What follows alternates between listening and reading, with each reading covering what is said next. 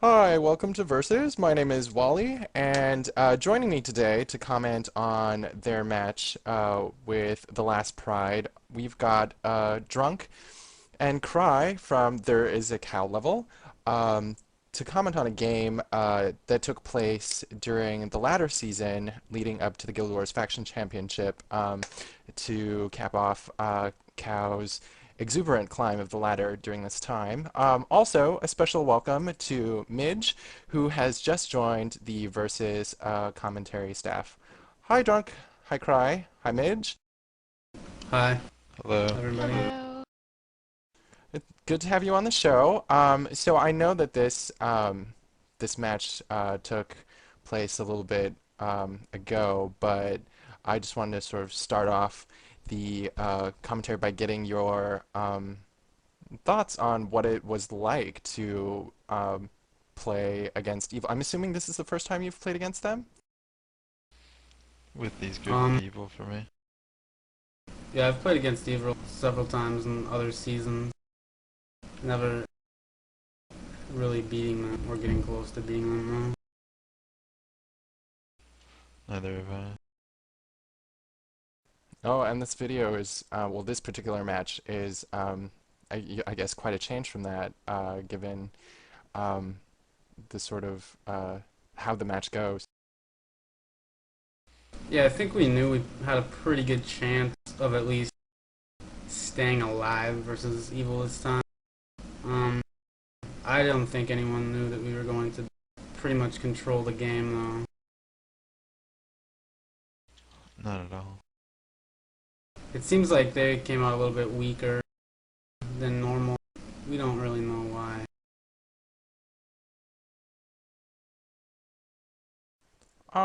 So I guess before we get too far into the match, I guess I'd like to point out that at this point in the ladder, we were seeing more incidences of monk assassins in GvG builds. I guess a lot of guilds were play testing them once they've already qualified for the Factions Championship. And your build, um, I guess take us through the elements of your build. I see that you have what looks like is a smiter That's right. and two warrior allies. So I guess sort of describe what the kind of matchup is between what EvIL is playing and what you guys are playing, and how you think I guess the relative strengths and weaknesses of your build sort of play to that. Well, EvIL's running two Surge Mesmers and Life Siphon, Faint Hardness, Necro with no warder. With they have wards, so pressing their monks was only available to us when they're out of the ward. So like right now, you can see they have no wards down, so we gotta kill on Soul Wedding. But that's pretty much it. I think they're doing the same thing as us, just looking for an opportunity to push our monks and spike them down. Every time their warriors would overextend, we would shock them and have the monks pull up, go straight to their monks. And the only times we really got kills when they didn't have wards up. They had their warrior running flags a lot of the game, so a lot of the pressure was off of us for a lot of the time.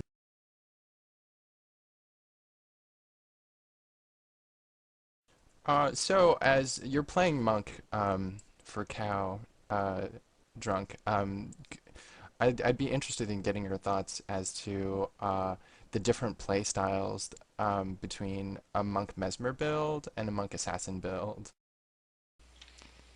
When you're making with the monk mesmer, you have to be a lot more, or you don't have to be conservative at all. You need to watch your energy, but you can pretty much spam heals and keep everybody alive. As a monk assassin, though, you need to be a lot more conservative and manage your energy a lot more. It's a lot more difficult to keep your energy high, especially under a high pressure build.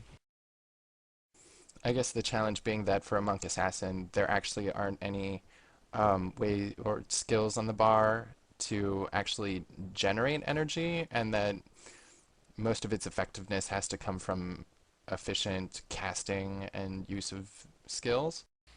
Basically, you just need to know not to overheal and know how much each heal is gonna do so that you don't spend Gift of Health, Reversal, Mend, when you can just get away with a gift and maybe a reversal, which is what a lot of monks do with a monk assassin, because they're used to a monk mesmer. Mhm. Well, I guess then we should, for the benefit of viewers who might not have a chance to look more closely at monk assassin builds, um, what's on the bar of a monk assassin? They change from player to player, but generally Sigil Devotion, Gift of Health, Mend Ailment or Mend Condition, Reversal, Spirit Bond or Prot Spirit, um, Return, Dark Escape, and I believe that's 8. They're usually Blessed Light. Um, Oh, monks. Blessed Light, of course. Forgot about the skill. Yeah, I can't count to 8. Sort of off the cuff. Mitch, I know you play monk as well. Um, do you have any thoughts on uh, I guess the differences between them and their soul wedding goes down again in the video. Yeah, I actually run a Monk Assassin a lot. It's a really amazing build to play. It's really hard to take down one Monk Assassin when you've got another Monk Messer, as we were discussing earlier. And the only problem you really run into is if you come against a high pressure build, you don't have, a mantra of recall or energy drain or something like that to keep your energy up. So you're depending highly on your weapon sets and your focus swaps and using Sigil Devotion to kind of rebuild it. Um, but it's an excellent build as far as kiting and maneuverability around the map. It also is great to try and save that one player that we all have that likes to overextend a little too far. But Monk Mesmers, I believe, are really a lot more solid as far as energy management, but they are easier to train on. Like we said, you See, can tell that 1-star not getting killed at all this game. We just cannot kill him because of Dark Escape, and he recalls away right here. Yeah, he's like a cockroach as a monk assassin. You just cannot get him, No, it's really hard. He recalled to the foot, and yeah, which is it's kind of really incredible. frustrating. Yeah, Yeah, it yeah. is incredible. All right, so we've been talking about training monks or training um, sort of characters as a term, but what generally does that entail? I mean, obviously, it's not just two warriors converging on a target. Typically we attack their midline and try to force their monks to pull up to heal. And um, as soon as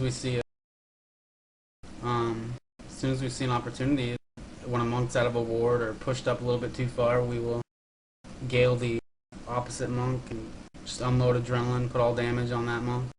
And basically, if we get a kill, we just start the gale blackout train on their monks with, you know, our crypt shot and our mesmer blacking out opposite monks and our mesmer galing monks and our emo galing monks.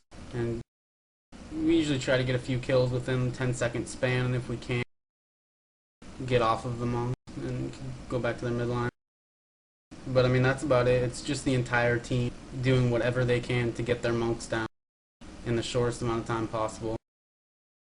Because you have to go back to protecting your monks, or else they'll kill you fast. All right, so when you're talking about, I guess, protecting your monks, and particularly as a warrior, what sort of things would that involve? I know you were mentioning pressuring their midline to keep them, I guess, away from your backline, but is there anything else? I mean, how effective is it for you to go around trying to knock down their warriors or shock them? Typically, the only time that I will go and knock down a warrior is if they're in our backline attacking our monks. When they push, I usually try to, get on the midline mesmers and shock them and bull strike them and keep them away from our monks and just let the blackouts do the jobs on the warriors. I think blackouts a lot more effective than having a warrior train them. your the opposite warriors. So that's about it. Shocking mid level strike warriors when they come in too deep. So Midge and I were actually talking earlier, discussing the possibility of setting up a commentary with you guys. That we were remarking that you guys had really come together as a team beautifully in this latter season from which this video comes, and uh, we've both been sort of wondering like what does it take to sort of cohere as a GVG group?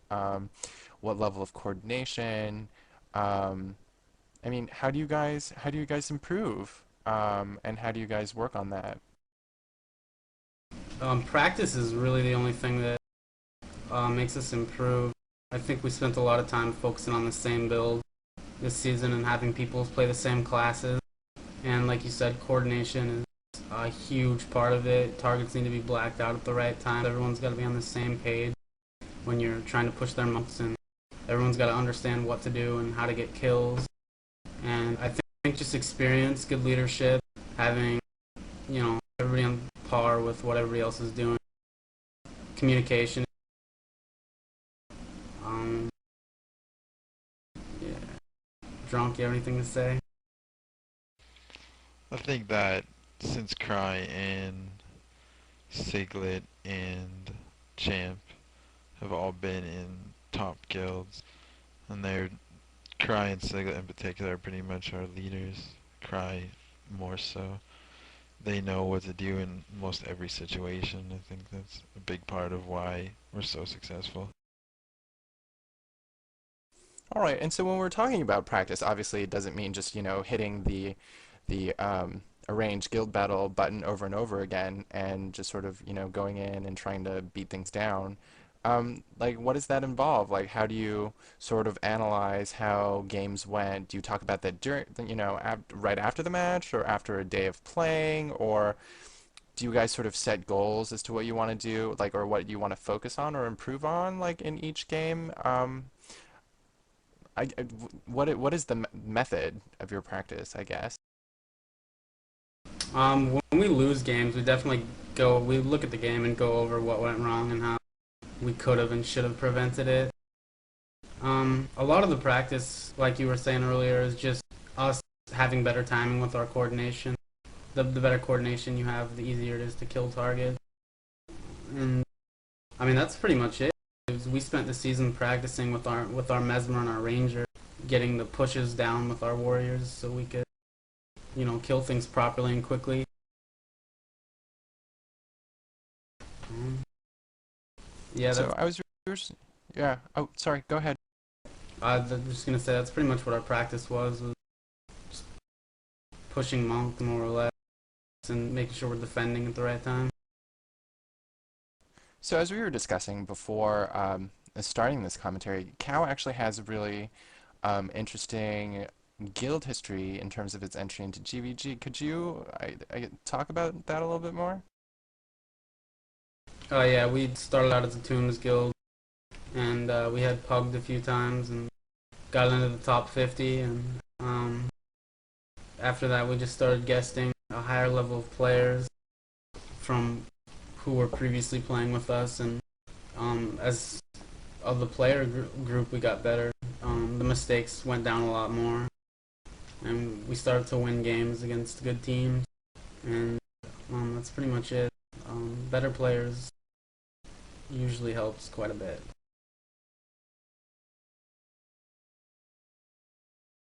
You can add to that, drunk, if you'd like.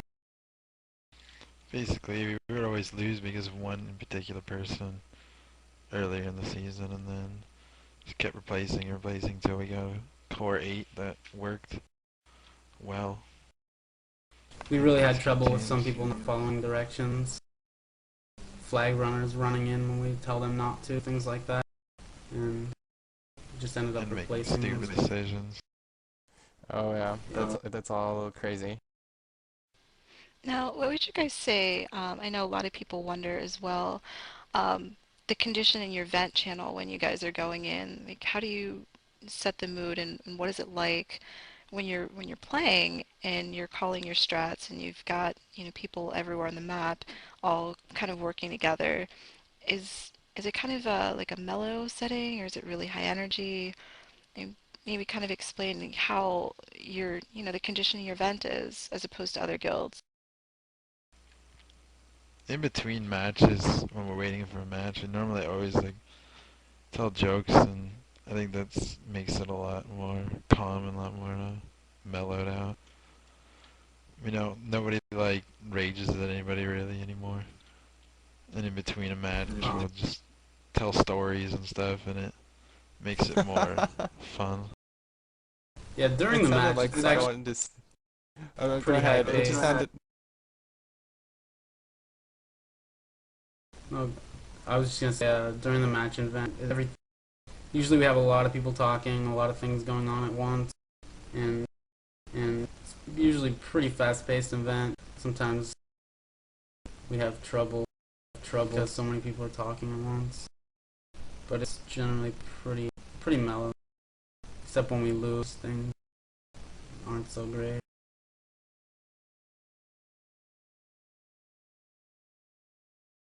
Yeah, that's certainly And understandable. so I'm looking here, the time marker is like around 1850. It's actually going in 19 minutes now. And I noticed that your monks are starting to get kind of pressured in your back line, and they're starting to pile on the hexes here. Did you find that this was kind of a hard part into the match where, you found that you were getting kind of spread out a little, and the pressure was really kind of coming from EvIL, as they usually put it? It looks like we didn't defend properly and let their warriors get to our monks before we got to them that time, and so they landed a few kills. I don't think it was too bad there. You can usually tell if you're gonna collapse. We still had res sigs at this point, and yeah, I don't think we were too afraid here. Um, I think at this point we're pretty far ahead in morale and feel like we have this game um, in control. So I wasn't too worried at that point. I don't think. Looks like their monk is almost DP'd out here. We've landed like 5 kills on Soul Wedding now. So I've noticed that as you guys are running around, I noticed that you and Siglet are pretty much almost on point on the same target when you need to take it down, and then you seem almost to split simultaneously onto a different target. Is that something that's just built over time by playing with each other, or is that something that's kind of coordinated, as the match progresses? Yeah, when we'll typically gale one monk and put all damage on the opposite monk, and then as soon as the other monk reses, we'll split a warrior on each monk and just start throwing damage around. And that's pretty much how we do monk pushes. Is we just get one down and have the opposite warriors go on the monk that reses. And so yeah, I mean there's coordination involved. We're always calling what targets we're gonna be on and what I'm gonna be on this monk when it reses, etc., things like that. So I'm actually watching your number two, your Hammer Warrior using Earthshaker in this match. Um, that's certainly an elite that doesn't see very much GvG play. Could you sort of elaborate on why that was chosen or how effective you found it? Um, I think we were running it specifically because of the 4 thumper builds and the warrior heavy builds. So if they were training our monks or something, you can knock down 4 thumpers at once for Mm. 2 seconds. Let our monks escape. I don't really. It's all that practical for anything besides that. Siglet wanted to run it, and I just told him to go ahead. I don't think there was any huge decision on that. So now that evil is starting to crumple under your attacks, I guess now is sort of a like what's going through your head. Did you think you'd actually be in control of the situation and actually winning at this point? And conversely, what were you most apprehensive about going in, knowing since they're such a well-respected, I'd say almost legendary guild, to be playing against, particularly from the perspective of a warrior and strat caller, and from the perspective of a monk? I Well, was pretty confident that we were gonna win, and I was pretty excited that we were gonna win. You know, beating obviously the one of or the best team in Guild Wars got me pretty pumped up. And then yeah, that's about all. yeah, I think we knew they were gonna split here, and we were just waiting for morale to push into their base. But they split before we got morale, so we pretty much spend the remainder of the game dealing with their splits instead of actually making any progress on their NPCs or anything like that.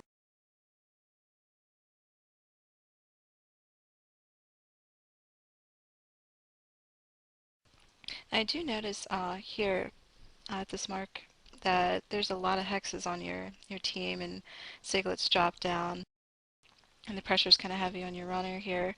For the monks, really, particular, did you find it kind of hard to maintain keeping those hexes off of everyone, especially when you've got their mesmers pressuring you with their surge and the blackout? Honestly, I found it a lot easier to monk against them than I thought it was going to be. I thought it was going to be the hardest match I've ever played as a monk, but I don't think it was. We were removing the hexes that needed to be removed, like faint hardness, most of the time, and those are really like the only important ones. Um, that's the only thing that's gonna keep our warriors from doing their job. Basically, everything else is just a cover. So the pressure wasn't on too hard, I don't believe. Because it looks like you guys do recover rather quickly from that. Yeah, most of the Yeah, and hexes that were being pulled around when we were all hexed up was just parasitic and random useless hexes such as that. Yeah, I think they were throwing life siphon around a lot, which isn't too bad degen, and then like we said, faint hardness is the only thing that we actually call to be removed. Um, Life siphon isn't that big of a deal when everyone has heal sig and troll, and we have heal parties and whatnot. We were actually surprised that they didn't push a lot harder, a lot more often with their mesmers and their warriors. Um, they were actually, like I said, they run flags with their warrior quite a bit, so they were down a lot of pressure.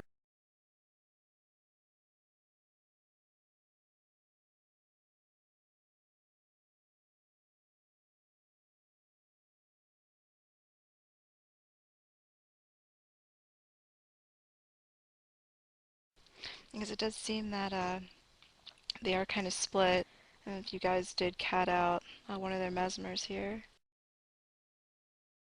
Yeah, I don't even know what we're doing right now. I don't know why we're not dealing with that split. yeah, I and think just we just wanted to push in, but they kept splitting and forcing us to deal with it over and over again. and there, I guess several splits prior, there was kind of a fantastic push to repair your catapult by Bloodlight, who nearly didn't make it. I think Yeah, that was that the most. That's the thing we were focused on mostly was we were worried about them knowing that it's most likely going to be OD. We didn't want them to get our catapult. yeah, what they did.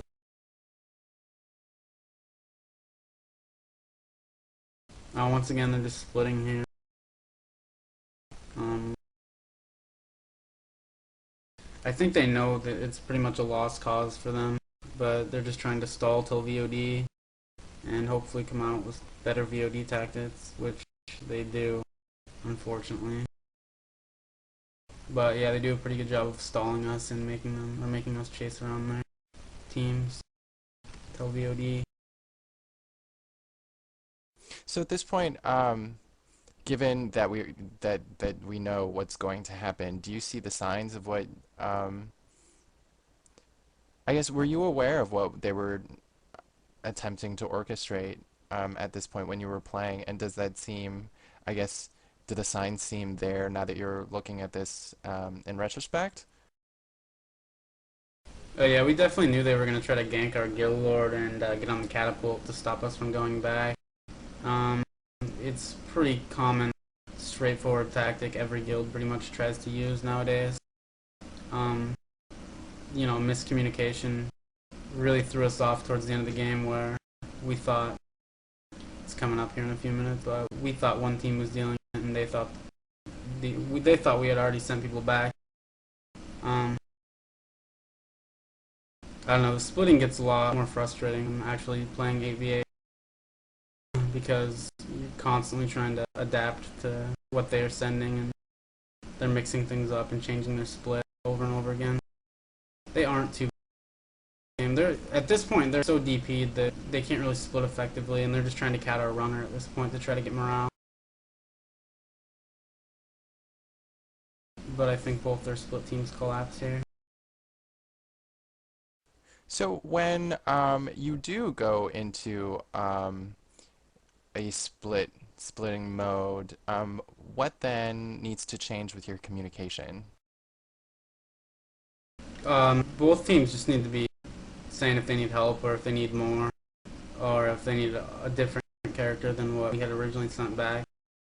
Um, I don't know. It's pretty much just that we just need to know if they're sending another person back or if you know, and they need to know if another person's coming towards them. Things like that. To me, I mean, communication is just key. You gotta say what's going on still, so we can deal with it properly.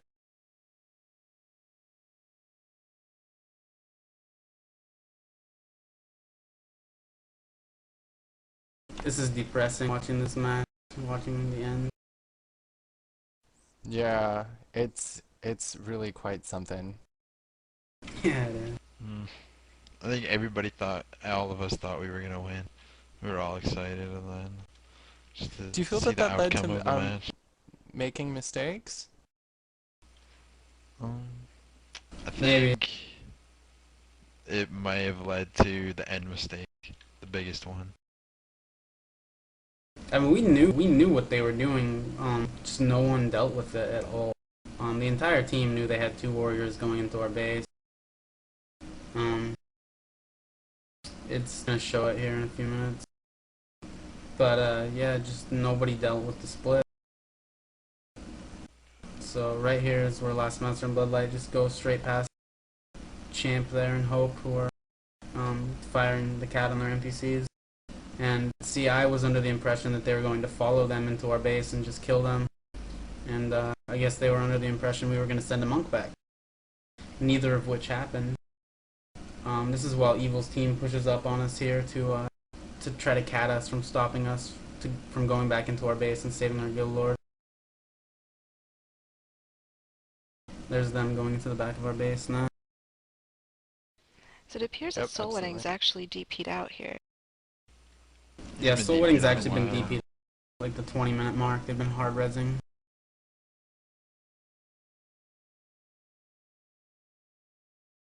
Oh, so here, Sig is going into the courtyard, and Yeah, this oh is where man, If we you send people watch back. 7, he forgets to prod spirit himself. We probably could have possibly saved him, our guild lord, but and that yeah, Yeah, and it's then the really game is hard. just over so soon. GG. Good games, guys. Well, okay, well, I mean, it's really kind of a stunning match, and it's heartbreaking to see such a I guess mistake kind of cost you a game. It's so well played. But congratulations to you, and thanks for coming onto the show and commentating. Both Midge and I really appreciate it. Um, do you have any last, I guess, parting suggestions to players who are just wanting to become more competitive at GvG? Find good people to play with and coordinate your kills, I guess. That's about it. pick one class and stay with it. Don't play 7 different classes or 6 different classes. It's good advice too. Yeah, sounds good to me. Well, thanks everybody. Until next time, we'll be seeing ya. All right, Thanks thank for you. having us.